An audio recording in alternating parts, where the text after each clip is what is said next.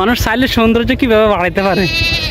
ডিম খাওয়ার পরে ডিমের খোসাগুলো হচ্ছে গাছের মধ্যে ফুল যেরকম ফুটে থাকে, অনেকে দূর থেকে দেখলে কিন্তু এমনটাই মনে করবেন। দেখেন কত সুন্দর একটা জায়গা আসলাম। আসলে ক্যামেরায় যতটা সুন্দর দেখায়, বাস্তবে চোখে দেখলে তার সাথে বেশি সৌন্দর্য এটা উপভোগ করা যায়। আসলে বলার মতো না, প্রশংসা করার মতো আসলে অনেক কিছু এখানে। আল্লাহ পাক এত সুন্দর দুনিয়া সৃষ্টি করছে, দুনিয়াতে যদি না ঘুরেন, পৃথিবীটা যদি ভ্রমণ না করেন, তাহলে আসলে বোঝা মুশকিল যে পৃথিবী কত সুন্দর। আসসালামু আলাইকুম রহমতুল্লাহ। আশা করি আল্লাহ পাকের অশেষ রহমতে সবাই ভালো আছেন। আমি আজকে আসছি মালয়েশিয়ার খুব সুন্দর একটা জায়গা, একটা গ্রামের ভিতর দিয়ে যাচ্ছি। আমার বড় ভাই হচ্ছে মোটর চালাইতেছে আর আমি পিছনে বসে আছি। দুই পাশে হচ্ছে জঙ্গল আর মাঝখান দিয়ে রাস্তা। মালয়েশিয়া এমন একটা দেশ, এমন একটা জায়গা যেখানে মনে করেন জঙ্গলের ভিতর দিয়ে এত সুন্দর রাস্তা হবে, এটা আসলে কখনো কল্পনা করতে পারি নাই। যদি মালয়েশিয়া না আসেন তাহলে এগুলো আসলে সচক্ষে না দেখলে বিশ্বাস করতে হয়তো কষ্ট হবে। তো আমরা একটা গ্রামের ভিতর দিয়ে যাচ্ছি, আজকে আপনাদেরকে এই গ্রামের সৌন্দর্য দেখাবো। এবং যারা নিয়মিত আমার ভিডিও দেখেন তারা মোটামুটি মালয়েশিয়ার গ্রাম সম্পর্কে ধারণা নিয়েছেন অনেক। তারপরেও নতুন একটা গ্রামে যেহেতু আসছি, আমি একটু দেখাবো আপনাদেরকে এখানের গ্রাম কত সুন্দর হতে পারে। আর মালয়েশিয়ার কমন যে জিনিসটা, প্রত্যেকটা বাড়ির মধ্যে গাড়ি থাকবেই, যেটা আপনাদেরকে অনেক ভিডিওতে দেখাইছিলাম, বলছিলাম। দেখেন যদি গ্রামের ঘরগুলা দেখাই, কত সুন্দর নিরিবিলি, কোনো হাউকাউ নাই, কোনো ঝামেলা নাই। আর মজার একটা বিষয় আপনাদেরকে দেখাই, আমরা ডিমের খোসা ফেলে দিই, আর ওনারা ডিমের খোসা কীভাবে কাজে লাগাইছে একটু স্লো করেন। এখানে এই যে ছাগল, এই যে দেখেন মানুষ চাইলে সৌন্দর্য কীভাবে বাড়াইতে পারে।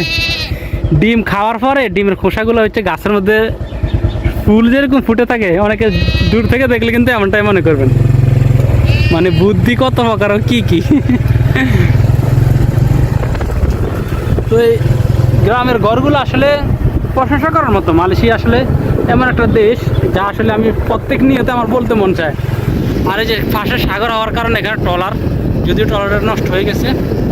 আর আমরা এখান দিয়ে যতদূর জানি যে একটা ছাগলের খামার আছে, এই যে ছাগলের খামারটা। ছাগল কিনলে আমরা এখানে এসে ছাগল কিনতে পারবো মোটামুটি। আসলে ঘুরা শুধু ঘুরা না, অনেক কিছু চেনা, অনেক কিছু জানা। ঘুরলে তো শুধু চোখের আনন্দ কিংবা উপভোগ করা সেটা না, ঘুরলে অনেক কিছু চেনা যায়, অনেক কিছু সম্পর্কে জানা যায়। মালয়েশিয়াতে বেশিরভাগই কিন্তু পাথরের পাহাড়, আর এখানে বিশাল সাইজের সব পাথর দেখা যাচ্ছে। যাওয়া যাবে কি যাবেন? আমরা একটু ভিতরের দিকে যাওয়ার জন্য চেষ্টা করব। এখান দিয়ে যে নদীটা দেখা যাচ্ছে, আমরা নদীতে একটু যাওয়ার জন্য চেষ্টা করব, দেখি কি অবস্থা, যাওয়া যায় কিনা। আর সঙ্গে আপনাদেরকে নিয়ে যাবো ইনশাল্লাহ। ওরে সাংঘাতিক, এই মোটর এখানে রাখা দেন।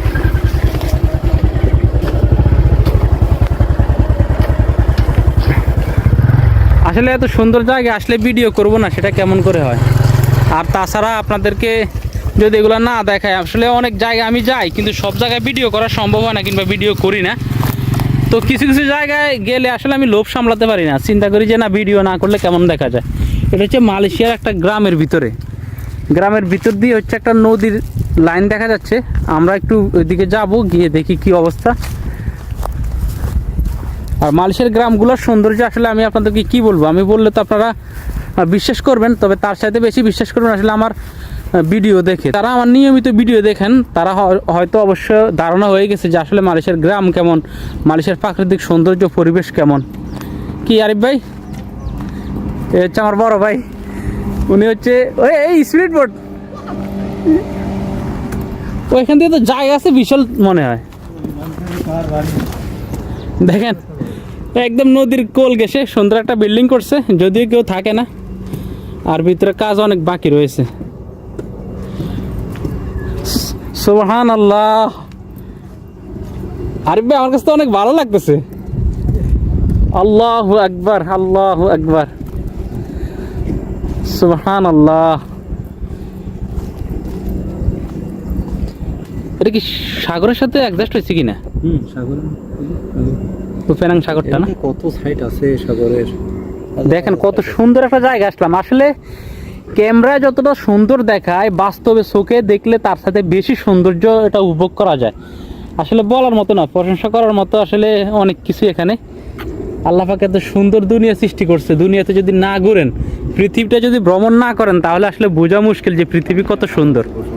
এত সুন্দর একটা পরিবেশে ক্যামেরা ছাড়া যদি নিজে উপভোগ না করি তাহলে আবার খারাপ দেখা যায়। এই কারণে আসলে ক্যামেরাটা এখন পকেটে নিব, পকেটে নিয়ে আমি এই জায়গাটা উপভোগ করব।